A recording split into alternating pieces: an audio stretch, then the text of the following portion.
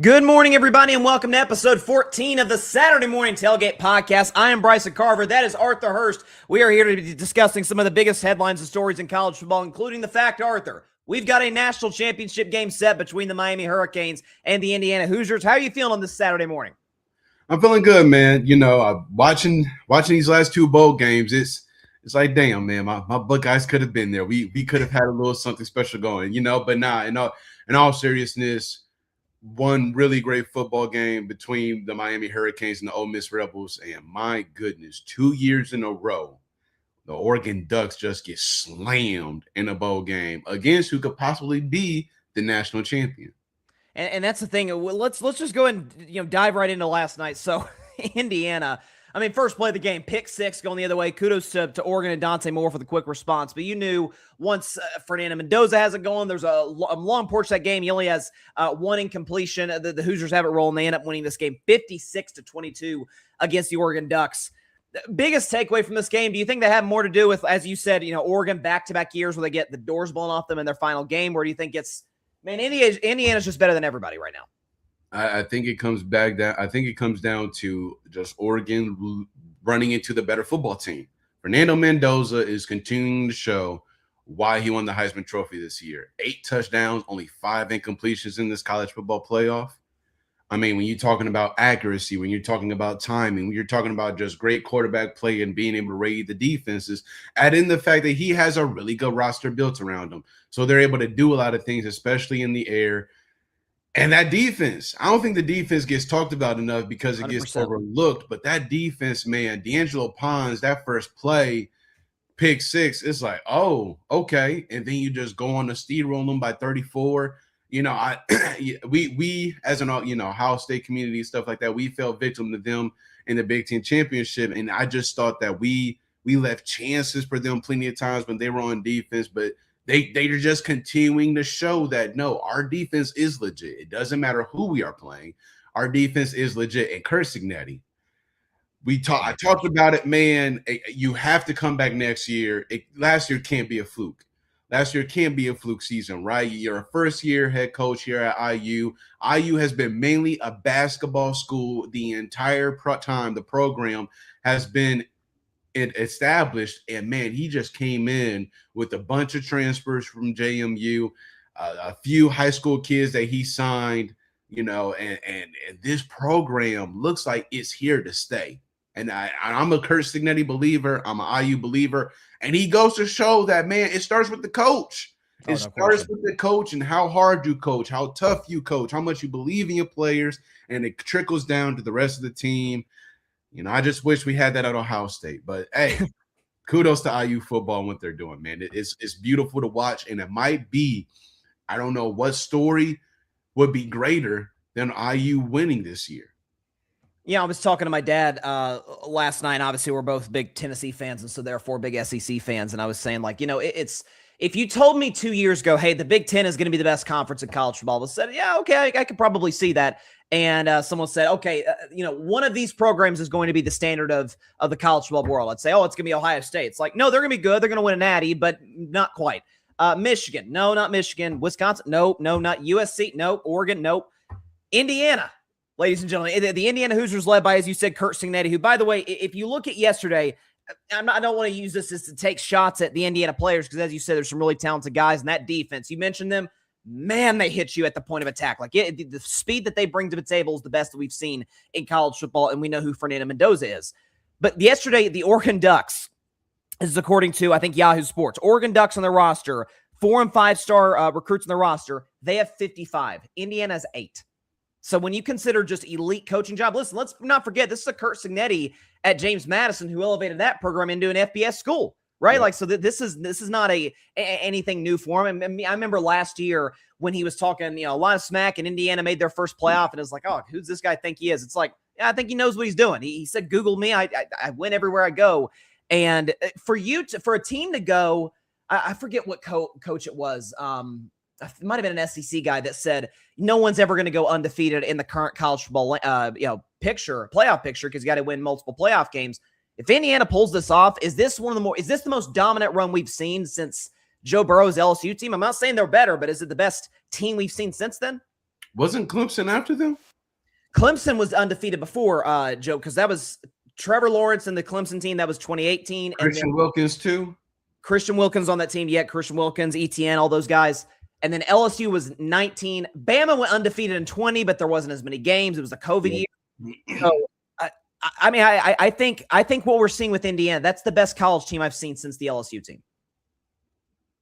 To me. Yeah. Yeah. When you, ooh, man, it's, ooh. I'm not beat them. I'm saying it's the best team I've seen since then. I'm not mad at it. I would still take my Ohio State team who won last year over this team. Okay. But I'm not mad at that. And the funny thing about that, real quick, you brought up the SEC. This is the third consecutive year that the SEC hasn't made a national championship. That hasn't happened since 2001. I was born in 2001. So it just goes to show you the years of dominance. Not even really the SEC. For being honest about it, it's Nick Saban in Alabama. Okay, yeah, and then you sprinkle in everybody else. But Nick Saban in Alabama represents the SEC like LeBron represents the NBA. So when we talk about SEC, we're really talking about Nick Saban and the Alabama Crimson Tide. But nah, man, yeah, when we're talking about dominance, when we're talking about defense, we're talking about offense, just being able to, like you said, defense being able to be at the point of the attack. And it seems that this team on offense, it doesn't matter. It's just like, yo, we have the momentum. Even if we lose the momentum, like I said, Dante Moore, I think that was a 14-play drive that they were able to now come back and tie the game, and then you just come right back and tie. I mean, takes the lead and then just off to the races. And dominance indeed. Dominance indeed, man. It's I can't wait to see what next year in the Big Ten looks like. Oh, it's going to be wild. And the last sort of point in Indiana before we go to the other playoff game is that the thing about the Hoosiers that people comparing, they're saying Kurt Signetti is this generation Saban. You do see a lot of the similarities, right? He's kind of a hard-nosed coach, doesn't smile a lot, like the whole thing. What's very similar to Alabama as well, Arthur, they do not beat themselves. They do not shoot themselves in the foot, no mistakes. Like it is like watching a flawless machine just work into operation. This team each and every week, and it's a pleasure to watch. So 15-0, if they finish this year 16-0, I mean that is in the modern college football landscape with again 8 4 or 5-star recruits to your team, like that's unheard of. It's a discipline thing, and again, it starts with the coach. It starts with Kurt Signetti. It's a discipline thing, right? You've seen plenty of times in these, not even just this college football season, we've seen plenty of time in these bowl games where opponents did beat themselves. Ohio State in our bowl game against University of Miami, we had things going, and then all of a sudden we get a holding call, seemingly out of nowhere, right? And we would have more things going. It's just like, dang, well, all right. And then you just see how the rest of the game went, and there goes the momentum. You beat yourself in that situation, right? Yep. So yeah, man, Dante Moore, first play, right? Pick 6. Again, you come back, but then you give up another touchdown to IU, and it's like, dang, like, we're beating ourselves. So it's all about discipline at the end of the day. No question about it. And I feel bad because now Dante Moore's probably going to end up being a New York Jet, which is it's the place where all young quarterbacks' dreams go to die. So for his sake, I'm kind of hoping he doesn't enter the draft. I'm not going to lie to you. I want Fernando Mendoza to go to 1 to the Raiders. I want to see Dante Moore. I want to see him pull a Peyton Manning. Man, a lot of my fellow members of All Nation will talk about, Peyton State his senior year to win an SEC championship. Yeah, and it was also to avoid the Jets. He didn't want to go to the New York Jets, number 1 overall in 1997. So that played factor as well. Speaking of the SEC and speaking of Archie Manning's alma mater and the Ole Miss Rebels, who lost in maybe the best game we've seen all playoff long against the Miami Hurricanes, 31-27. Before we get to that, I got a few comments here. Patrick Brown says, good morning and happy Saturday. Hope everyone is staying safe and warm. Let's round up the likes and subscribers as well. 100%. And our guy, Tim is still, making his voice heard. I don't know. And Indiana doesn't win the Natty. It's not just that they beat opponents. They annihilate them. Honestly, your Buckeyes is the only team that really tested them. They didn't annihilate us. They didn't annihilate us. And again, that's what kills me. That's what kills me. It just makes me look at that Big Ten championship game a lot. I already looked at it as a thing of, we lost that game. Yes, Indiana won, but we lost that game, man. When you have 2 timeouts going into halftime, 1 minute and 30 seconds, I'm pretty sure, and you don't try to move the ball down the field, that's how I knew, I think we just gave the game away. I think we honestly just gave the game away. So, man, but yeah, still kudos to IU and just the dominance that they displayed this season. No question about it. So as far as the Verbo Fiesta Bowl, again, Miami beating Ole Miss 31-27. So there's a million takeaways you could have from a game that has 4 lead changes in the fourth quarter, goes back and forth. Trinidad Chambliss is doing his thing. What was your biggest takeaway from this matchup? Was it, hey, Carson Beck, who we saw the Miami coaching staff play very conservatively with him, but that last drive is huge. We can stop it right there. I don't know where this former Carson Beck came from. I do listen. I know a Georgia Bulldog fan who was rooting against him because he left Georgia. And you got to think about it, dog. It's still funny to me to this day. He leaves for his girl and they no longer together. So she's probably the reason why this is going so well, because his energy is transfixed on making sure he's punishing opponents on the field. That last drive, man, that was beautiful to watch. Being able to stay composed, make the throws, and just take that defense apart. And I'm not gonna lie, man, when he ran in for that touchdown, I saw it. When dude came after him, I was like, okay, this can be a sack. But then I saw his lineman come over and block him, and I'm like, oh, he's about to walk in. That entire left side is just take a stroll into the end zone. Bro, dude, and the fans are right there. I know that's a quarterback. Like, just anytime you score a touchdown, but especially in that environment, it's close. And then you take the time all the way down to like 30 seconds, and your crowd is literally right there, and you just stroll right in front. That was a beautiful thing, man, to watch. And dude, what I also took away from that game, and I've been thinking about this a lot, and I've been hearing a lot of people call this the U. Respectfully, this is not the U. This isn't the U. This is the University of Miami, dog. This is a very great team, but it's also generic. When you think of the U, you think of a time in college football that was just different and unheard of. The players that came, the caliber of players that came. We're talking about all-time greats that had on a Hurricane jersey, that went on to have Hall of Fame careers in the NFL. But there's another side of America that looks at it as, they could have stayed wherever they was. We don't like them. Remember, we did have the Catholics versus convicts game. Yep. Okay. Yeah, made a whole documentary about it. Yeah, there's a certain guy over there by the name of Ray Lewis that he has a past, right? He has a past, and many people will be perfectly okay if he was locked up, right? And didn't go on. I'm just being real. No, I know. Bro, there's always two sides to every coin. There's one side of the coin that says, hey, the U was a great time in college football history. There's another side that says, yeah, they could have kept them wherever they was at. And screw them, right? And Coach Cristobal knows that, which is why he's always preaching, no, we are worried about us and we're worried about our future, right? He knows what the past is. He knows what the U comes with. It comes with an aura that this team doesn't have. And you pray and hope that this team never has, right? The times of where that stuff could get away with is gone. You know what I'm saying? Like, you know what I'm saying? Like what Urban Meyer did at Florida, gone. You know what I'm saying? Like, oh yeah. We're not in that landscape of college football anymore. And it's okay, right? But no, this is the University of Miami. This is not the U. I know that we see two U legends on the sideline with Michael Irvin and Ray Lewis, but no, man, this is the University of Miami, who has a chance to go on and win a national championship. Coach Cristobal, another Nick Saban disciple, right? Who shows that he is a Nick Saban disciple. And it's a beautiful thing to watch, man.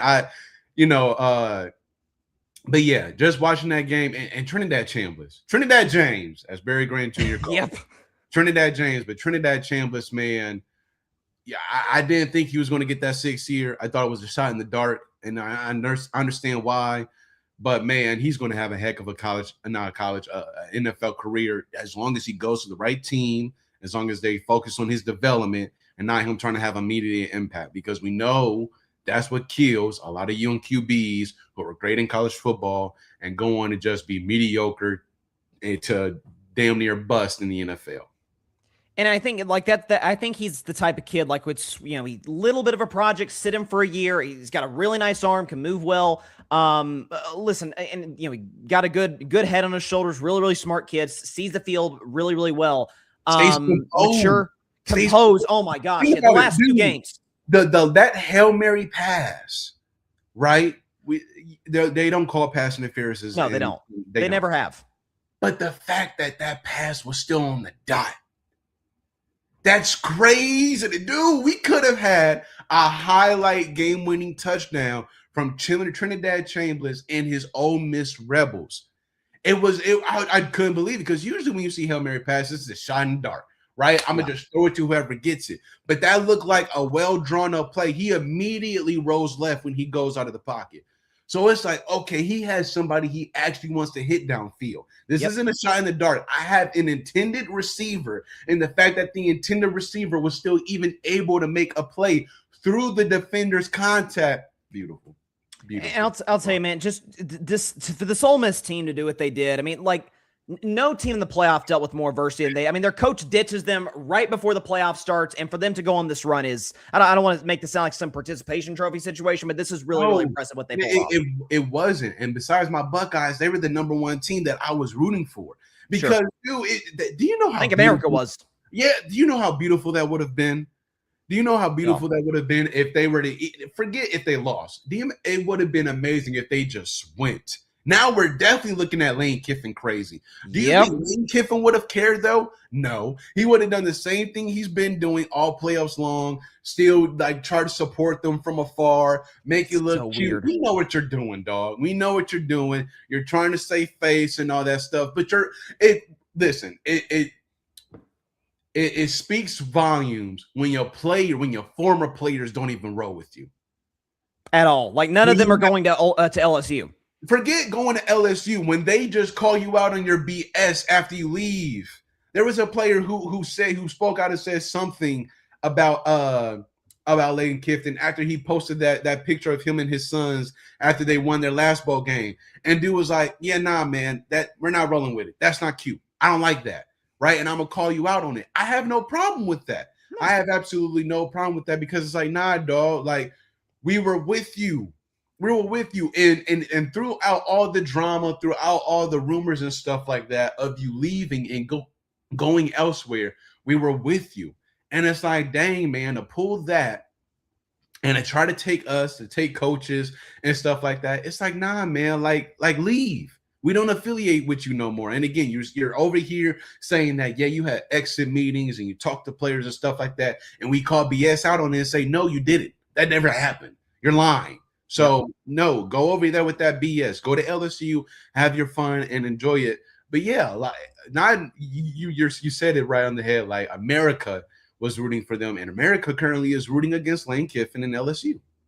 And I think had Ole Miss gotten to a national championship, they were one of the final four teams, Arthur. I think this is only fast tracked the expectations of, because I know some LSU fans, this is only fast tracked their expectations. Like, Lane, you better win immediately here, because your whole thing was, hey, LSU gives me a better opportunity to win a natty than a team that just went 11-1 and made the playoff. It's like, okay, listen, all I gotta say is, and he was there for 5 seasons and was able to build something. Absolutely, yes. So that loved by a fan base, the whole thing. And that also hurts you, because, yes, I get this is LSU and the history they've had and stuff like that, but they haven't really done anything since Joe Burrow. Well, no, Jaden Daniels. I can't disrespect Jaden Daniels like that. Jaden was great, but it's not like the team was that good. Exactly. So it's like, how much of an added plus or bonus do they really give you? So I mean, you gotta, make your bed and lay in it and stuff like that. But you built something. You dead ass built something to where after you left, again, they were one of the last 4 teams.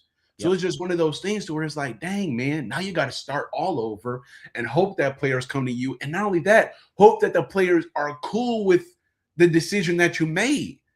Because you even got to think, like, some incoming players might be like, I see what kind of coach you are. I see what kind of coach you are. So, Listen, all I got to say is, and I will tell everybody watching and listening to this, go ahead and mark your calendars right now for September 19th, because that is Lane Kiffin's return to Hotty Toddy, to Ole Miss. I cannot even listen. Lane Kiffin returned to the first time as the head coach to Knoxville to coach against my Tennessee Vols 12 years after the fact, and it got so ugly, Arthur. Like, fans were throwing mustard bottles, pizza. I mean, it was a mess in Neal Stadium. I cannot even fathom. Like, it's. Are we talking like LeBron returning to Cleveland as a member of Miami Heat bad? That literally came to my mind, is because it's not necessarily that you left, it's how you left. Yes. It was ugly. It was messy. It was public. And you were trying to purge our coaching staff during the playoff. Add in that you were, I said it, bro. You acted like the cute girl in high school who thought that she was cute, too good to talk to anybody. Like, bro, you could have easily just dead everything. I'm the coach of the Ole Miss Rebels. We're trying to win a national championship. La da da da da. That's all you have. You never did it, though. You let this continue week after week, which makes your players antsy, which makes them nervous because they don't know if you're leaving. They don't know when you're leaving. And it's like, daggone, dog, like, I've got enough that I'm worried about. I got school. I got outside activities that the public don't know that are private matters for me. Something could be going on with family, friends, myself, right? My mental health is now messed up because it's like, dang, dog, I came here to play for you. Mm-hmm. I came here to play for you. Lane Kiffin, the coach. You recruited me, right? You look at, I don't know why he's blanking, but the new wide receiver that we just got from Ohio State, right? When Brian Hartline is talking about leaving, now the rumor is, dang, is our new 5-star not going to come because Brian Hartline is leaving? And like, it's those type of things to where it's like, when you build relationships with people, right? And I get it. You have your own life and your own path and your own journey, your own things you want to accomplish and do. I get that. But dude, when you're a leader of not just men, but young men, kids, they latch onto that quick. And it's like, oh, okay, you can help me further my dreams, right? Of being a great college football player and then going on to the NFL. Hell yeah, I'm down with that. And Lane Kiffin is one of those guys, again, who comes from that Nick Saban tree. And you could have handled that a lot better. I don't care that you left. I care about the fact of how you left. And it was messy, it was ugly, and it was dirty. And I hope you get your ass kicked when you go back to Ole Miss next season and play them. I'm telling you, that atmosphere in Oxford is going to be unlike anything we've seen in college football in a long time. Like, it's going to be crazy. So, no question about that. And listen, as for Miami, listen, this is a team that can hit you in the mouth, the team that wins at the line of scrimmage. Carson Beck came up clutch in the end. Like, it was funny. I feel like the coaching staff was. I couldn't tell if I was watching the Miami Hurricanes, the Miami Dolphins. Well, the screen passes behind the line of scrimmage we were seeing that they were running early. By the way, let's not finish the show without talking about Malachi Toney and his ability to break tackles. I mean, this kid was 11 years old when Carson Beck first started college football. Think about crazy, crazy how much the college football landscape has changed.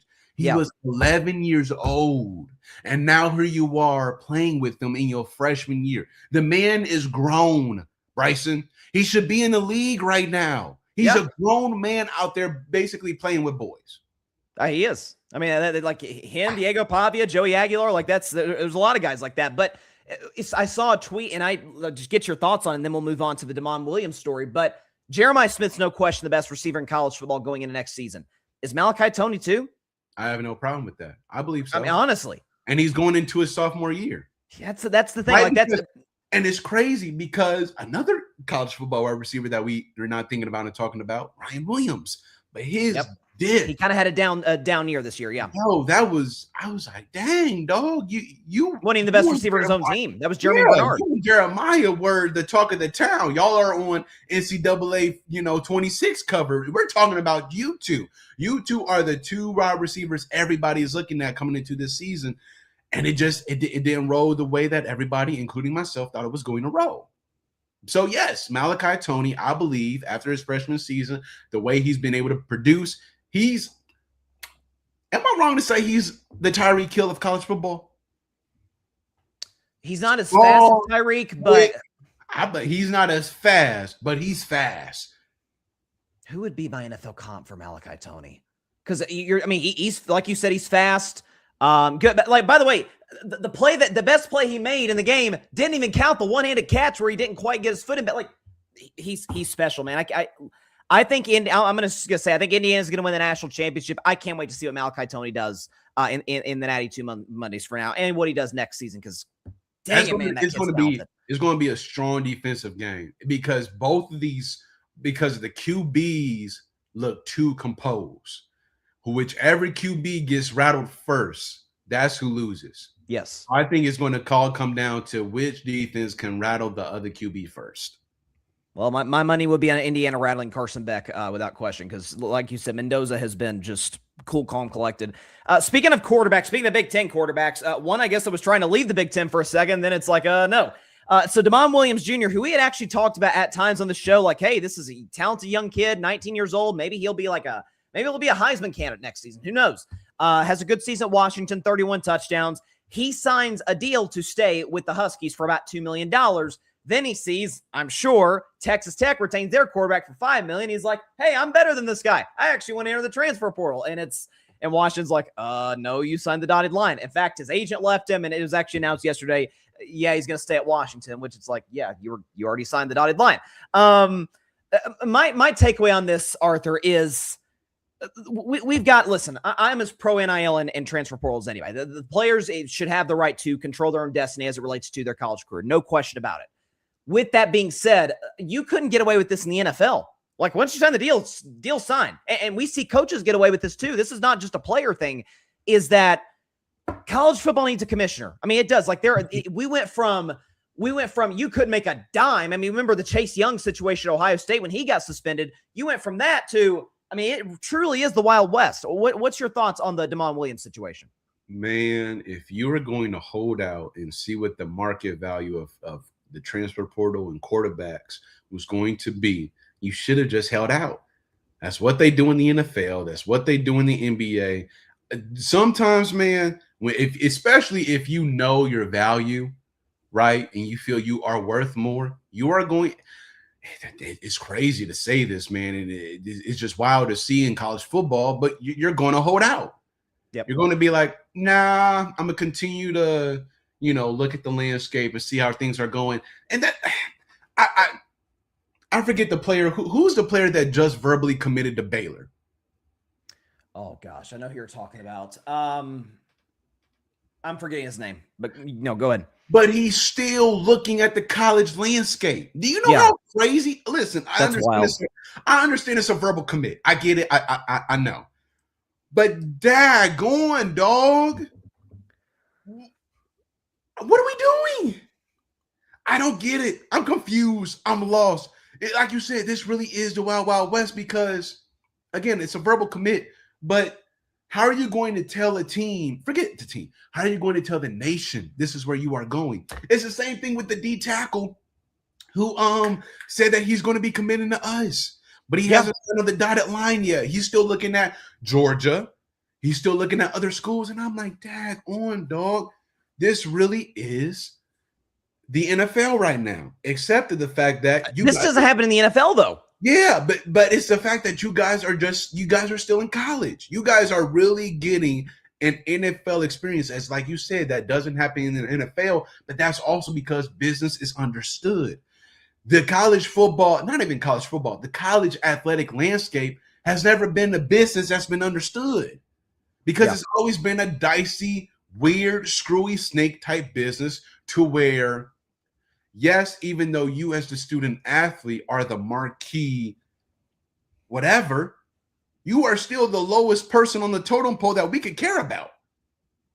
You are still the lowest person on the totem pole that is able to get away with stuff. Again, coaches do this all the time, but you're not a coach. You are a player at the end of the day. We still technically own you. We still are able to make money off of you. So again, when the player says, no, I want to try to do this myself, is going to be seen as a problem. But this was clear as day. Dog, you signed on the dotted line. You can't talk yourself out of that. You are a player. You're not a coach. You're not going to be able to get away with that. And if they were to let you get away with it, the hell would have broke loose.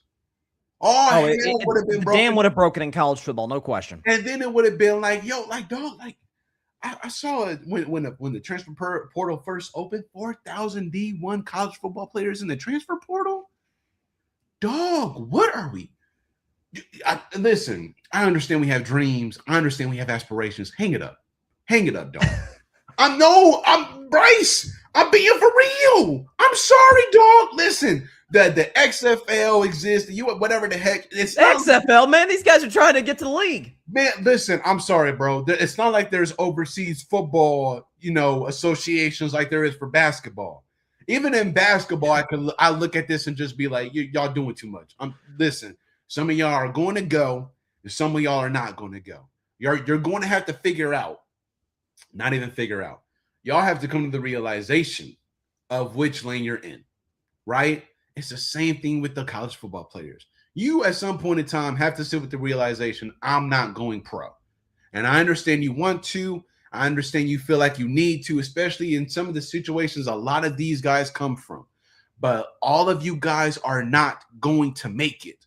So for 4,000 of you to be in the transfer portal, instead of staying where you are and hoping to develop and get better, I just look at it and it's like, dog, what are we doing? This is ugly. It's messy. I don't like it. Adding the fact that the college football calendar is still messed up. It needs to get better. I don't know. Problem. But it goes to like Pat McAfee and Pete Thamel. They talked about this. Who would be in control of that? We don't know. That's what I'm saying. We need a commissioner. Yeah. We need a commissioner. Listen, I mean, that I'll be honest, that I don't know. We're going to continue to have messy things, dog. But it is, in many ways, it is specifically a college football problem. And we saw Rick Pitino, the head coach at St. John's, mention, like, you don't see college basketball coaches leaving right before March Madness. Like that's not something we have to worry about, because you have that would be. That's what I'm saying. Like, because we have early signing day in December. You've got the transfer portal opening January. What about all of the offseason transpiring after the national championship? I know that's a crazy thought. I know that if that happens, Lane Kiffin's still at Ole Miss, or I guess he would have just now left and gone to LSU. Like, none of this. Why can't the offseason happen in one, spurt like we see in the NFL, NBA, Major League Baseball, and every sport? Like that it doesn't make sense at all. What Tim said a while ago, I perfectly get. You got to attack the transfer portal when it opens. Of course. I get it, but golly, dog, there has to be a precedent set. There has to be a time set. It's chaos, and it's going to continue to be chaos. We're going to continue to have problems with it. Dude, I don't know. I guess common sense really isn't that common. It looks very fixable, but sometimes, dog, and my grandma Charlotte, rest in peace, her, used to say this. It doesn't make sense to everybody, but it makes sense to somebody. And she ain't talking about just sense up here. It makes dollars too. So somebody somewhere is perfectly okay with the college football landscape being this chaotic, having this many problems, questions asked, Coach Saban saying, screw it, I'm leaving. I don't want to deal with this. You've got Dabo Sweeney at Clemson who's saying, I'm going to continue to be the way somebody somewhere is perfectly okay with this being the way that it is. And it's not us college football fans who pay money on 1,000 different platforms to watch the freaking games in 10,000 different places. It's somebody who's making the money off of this, the butt of the money, and saying, yeah, like, cool, I'm perfectly okay with this. I know you got dreams, man, but hang it up. That's a good one. We're gonna call you Arthur. Hang up your dreams, Hurst. I mean, that is no, but it's a broken system. I mean, I don't think there's any question about it. And had this gone to, because this could have gone to court with Damon Williams in Washington, had they ruled in favor of the player, I think, like I said, I think the dam would have broken in college football, and it would have been a pretty dangerous precedent to set. Listen, and I hear you. It wasn't going to go to court, Bryson. No, I know, but I'm saying if he was intent on pushing this as far as it go. I mean, again, his agent left him. Like that to me was kind of like, everybody was just like, yeah, nah, you on your own. You got a dog. I'm not putting my name on this. No, not attaching my reputation to this. No way. No, but it was a mess. And listen, I just want to know how his teammates are going to look at him next year is the thing. Listen, I get it. We all want money. Because the thing is, him being the quarterback too, like when you're in the huddle with that guy, you're kind of looking him side eye. Dude, come on now, dog. Come on now. It's a mess. Got to be better than that. So last topic before we get out of here. And I've talked about it the last few episodes of Saturday Morning Tailgate. I've talked about on my podcast, Carving It Up, that the SEC, Arthur, that you and I grew up with, certainly I grew up with as a Vols fan, them days are gone. Like it's over. I'm going to show the graphic that I used on my show yesterday. If you look at non-conference bowl games and college football playoff games since 2023, like there you go. The Big Ten has been far and away the best conference for those that are listening to the podcast. College football playoff non-conference bowl records since 2023. The Big Ten, 24-14. ACC, 16-21. Five games under 500. Big 12 is a game under 500. The SEC, 4 games under 500. Arthur, aside from Ole Miss beating Tulane, the SEC did not have a single win against a non-conference opponent in the college football playoff. So against Power 4 teams, winless this year in the playoff. What do you attribute this to? Do you think it's because the SEC, we know it's still an excellent conference with NFL caliber players, good coaches, and what have you. Do you think this is a situation where, okay, NIL is kind of level the playing field? For sure. For sure. And not only that, again, Kurt Signetti leaves James Madison, goes to IU, takes a bunch of his guys who believe in him, who culture setters. Listen, we know what you bring to the table. So it's not like Kurt Signetti, I watched an interview with him where he talked about he brought in 28 guys, 22 transfers, 6 high school guys, right? You look at Ohio State, who won last year, $20 million on that roster. And you go through and look at those names and you see why it was worth $20 million. Yeah, man. The fact that now we can get paid and I don't have to be at Alabama, right? I don't have to play for Nick Saban, right? I don't have to go to an LSU. I don't have to go to essentially an SEC school to be able to be at the mountaintop. I can go to Ohio State, which we all know, but like again, there are just levels to this stuff. When Dabo Swinney was doing his thing at Clemson, it was Clemson and them. Again, we talked about it, Nick Saban in Alabama, LSU when they had their year. But for the last few years, especially when it was the college football playoff and stuff like that, it was Ohio State, Georgia, Bama, and LSU that one year. And then you had other schools, but it was really the Ohio State, Bama, Clemson Invitational, and Georgia. It was their invitational and say, hey, who wants to get beat by us, yada, yada, yada. But yeah, man, the SEC is not man, the NIL and just development.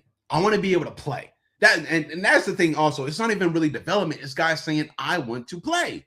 I don't want to play second fiddle anymore. I want to be out there on the field. And I will go somewhere that will not only play me, but pay me handsomely. I'm perfectly okay with that. Y'all are paying me enough and cool like that, but I'm not touching that field. I want to be able to touch the field. And that's, again, it just adds to the chaos of college football. And it's like, okay, where's the development going to come from? I had a guy, that same Georgia Bulldog fan who was rooting against Carson Beck and the Miami Hurricanes. He's like, it was when Miami was on their touchdown drive, their last touchdown drive. And they had that pass interference call, and dude swiped against dude's face mask. And I'm like, dang, dog, like, what do y'all teach y'all? Because I've seen DBs get beat on that constantly for the last like year or two. It's like, dude, I know y'all can turn around. I know that y'all are good enough. Y'all still have your hand on them. I know that, these wide receivers are really good and stuff like that, but y'all can turn around and look for the ball. That saves you the flag. And if you were to just turn around, you got, you still went past them, but turn around, dog, and at least try to see like, okay, like y'all see what I'm knock them down. Yeah. So it was a thing of where I was like, what are you guys teaching these guys? And that same Georgia Bulldogs fan said, teach. These guys get paid. They don't get taught nothing. Makes sense.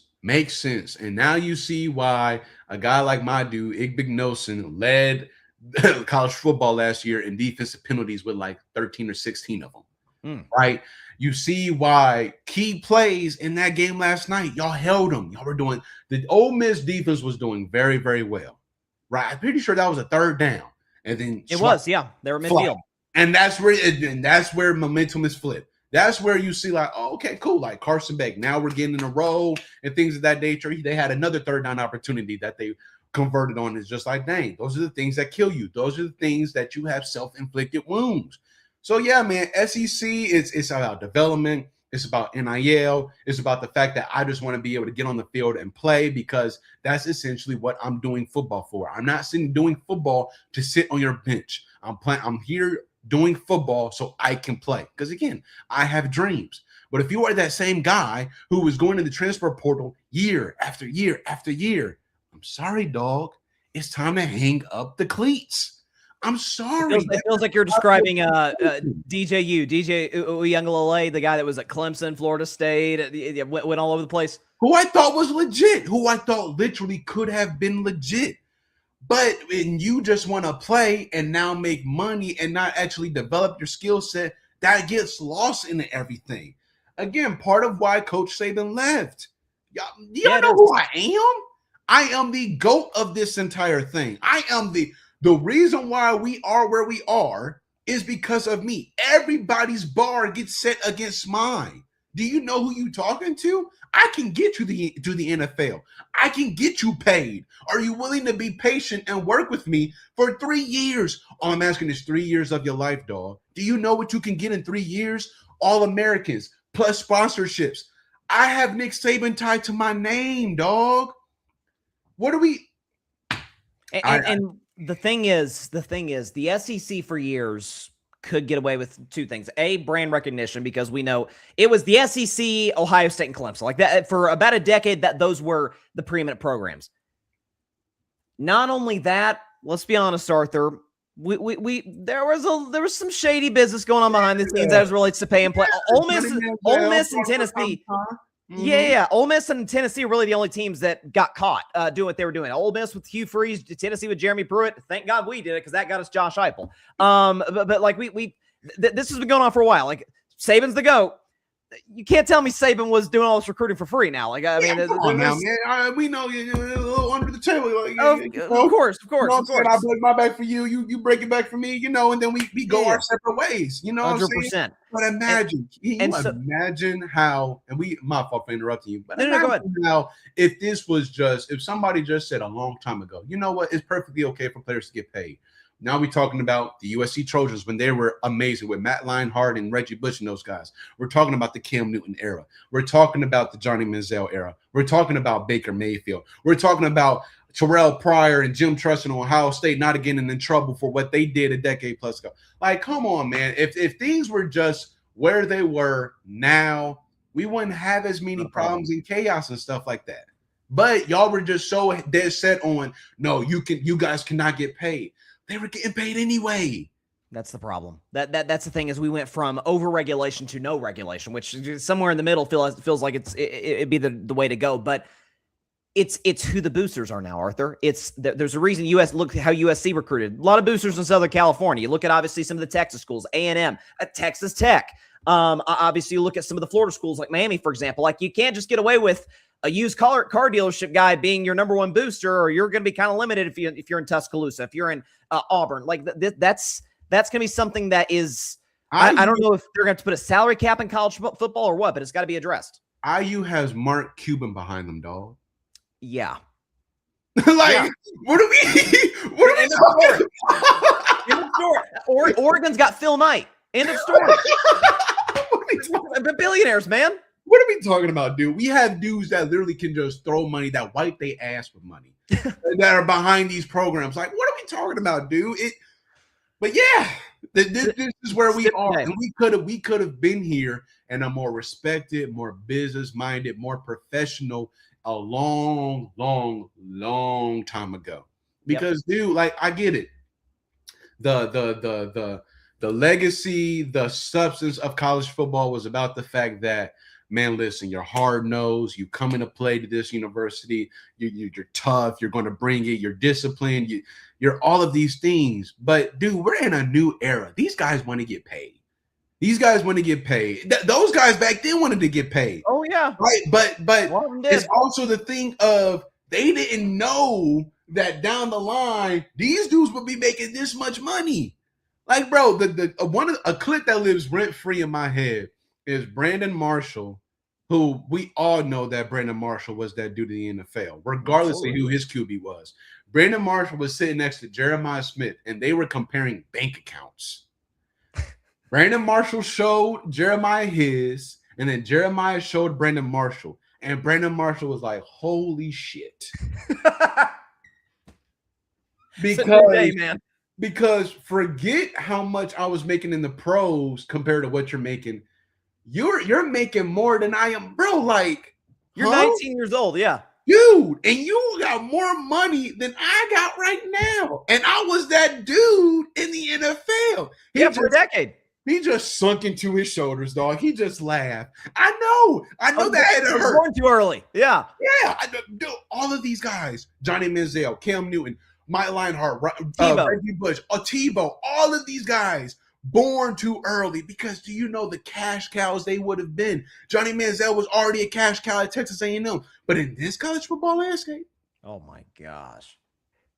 No, listen, man. Like, it's again, it's a new day, and listen, we're I think speak for both of us saying we're all for the players getting paid. There's no question about it. Like we don't want these guys making billions of dollars for these programs and not get even a tiny slice of the pie. Yeah. There's got to be some regulation though to all of this, and I think that's the moral of the story in all of this, Arthur, is college football doesn't know what they're doing. I mean, let's be honest. Again, it went from overregulation, couldn't make a penny, to now it is the Wild West, and the transfer portal obviously is a component onto that as well. But we've got no Saturday morning tailgate next Saturday. We'll be back the Saturday after that, so 2 weeks from now, to react to the national championship game between the Miami Hurricanes and the Indiana Hoosiers. We'll do our final top 25 rankings of the regular season. Hopefully, of the three of us.